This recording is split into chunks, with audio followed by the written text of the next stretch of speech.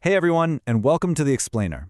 Today, we're unpacking a really fascinating and honestly deeply impactful constitutional court judgment from South Africa. It's one of those cases that totally forces us to look at public transit safety not just as some boring logistical issue, but as a fundamental human right. Okay, let's dive into this. So when you step onto a public train, who is actually legally responsible for your safety? It's something we rarely think about when we're just rushing to get to work or class, right? But think about it. When you step over that gap and those doors slide shut behind you, you're essentially trapped in a moving metal box until the very next station. If something goes wrong in there, if you're threatened, whose job is it to protect you? Is it the train operator, the police, the government? Well, this exact legal whodunit was at the very heart of a landmark case brought by the Rail Commuters Action Group against Metrorail and other state entities in South Africa.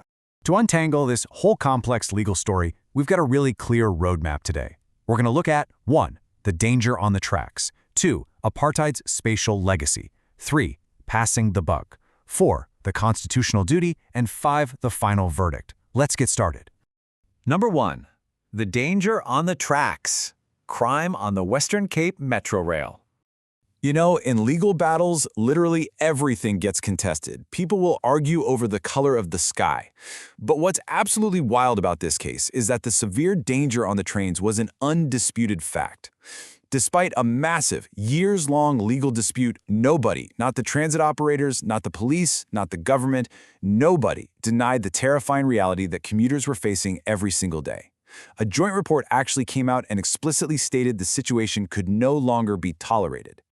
Justice O'Regan, who delivered the judgment for the Constitutional Court, highlighted the unique vulnerability of train travel with this incredibly powerful observation.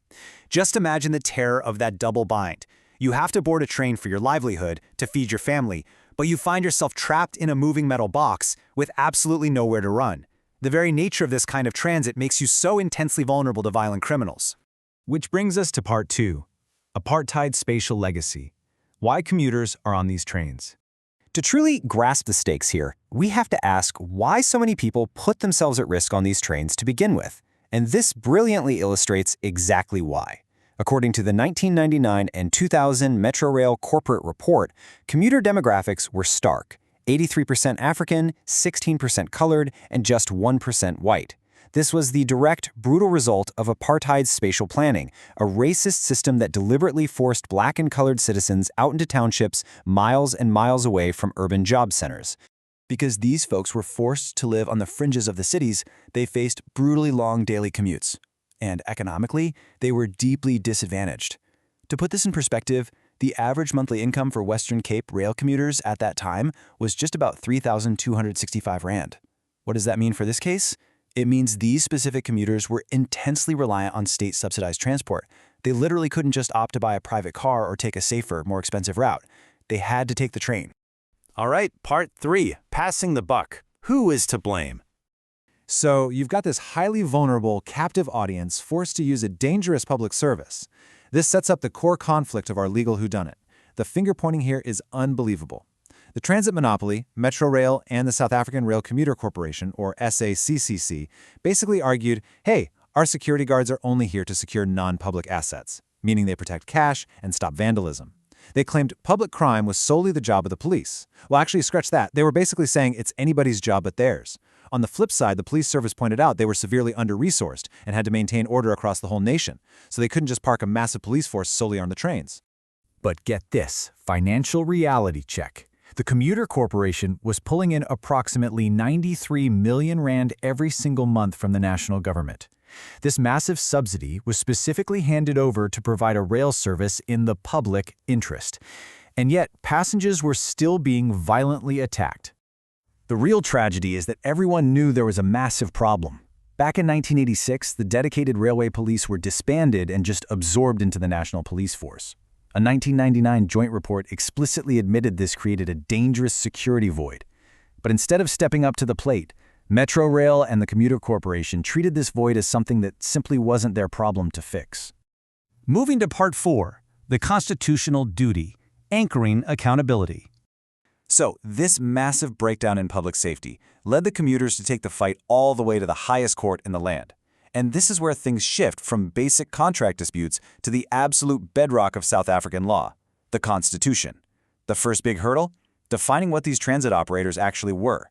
Under Section 239 of the Constitution, an organ of state is any institution exercising a public power or performing a public function.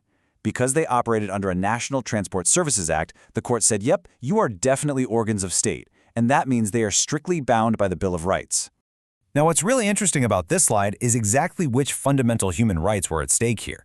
These commuters weren't just arguing over a breached train ticket contract. No, they were arguing that being subjected to violent crime on the trains threatened their human dignity under Section 10, their right to life under Section 11, and their right to freedom and security of the person under Section 12, which, by the way, explicitly includes freedom from all forms of violence. Justice O'Regan anchored the entire judgment in one massive, core democratic value: accountability. The Constitution repeatedly says that government and public administration must be accountable to the people. The court's logic was totally clear. If you hold a state monopoly over a critical public service, especially one heavily subsidized by taxpayer money that serves the most vulnerable communities, you can't just wash your hands of their safety. You have to answer to the public you serve. So how does that actually work in the real world? The court didn't demand Metrorail magically snap their fingers and end all crime. That's impossible. What the law demands is reasonableness. To figure out if a state organ has acted reasonably, the court looks at a step-by-step process. First, the nature of the duty. Second, the socioeconomic context, which, as we saw, involved deep poverty. Third, the severity of the threat to basic rights. And finally, the actual financial and human resources available. The state isn't expected to do the impossible, right? But they are absolutely expected to implement reasonable, well-thought-out measures to protect people. Finally, Part 5, the final verdict. Resolving the whodunit. And let me tell you, this was a marathon, not a sprint. The commuters had to fight for years. They started in the High Court in 2001 with some early wins, got pushed back by the Supreme Court of Appeal in 2003, and finally made it to the Constitutional Court in 2004. So the crucial point is this ruling. The Constitutional Court dropped the hammer. Metrorail and the Commuter Corporation bear a positive public law obligation to ensure reasonable security measures are in place. Boom. They can no longer just pass the buck and claim it was a police problem. If you are providing a service in the public interest, you are legally required to factor in passenger safety. Period. Justice O'Regan really hit the nail on the head with this statement. The duty is to ensure the measures exist. Now, it doesn't mean Metrorail has to suddenly morph into a police force.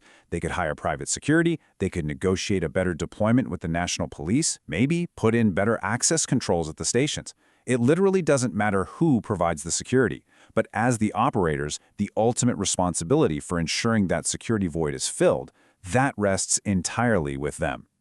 This judgment was a real game changer. It fundamentally shifted how state enterprises in South Africa view their obligations to the public.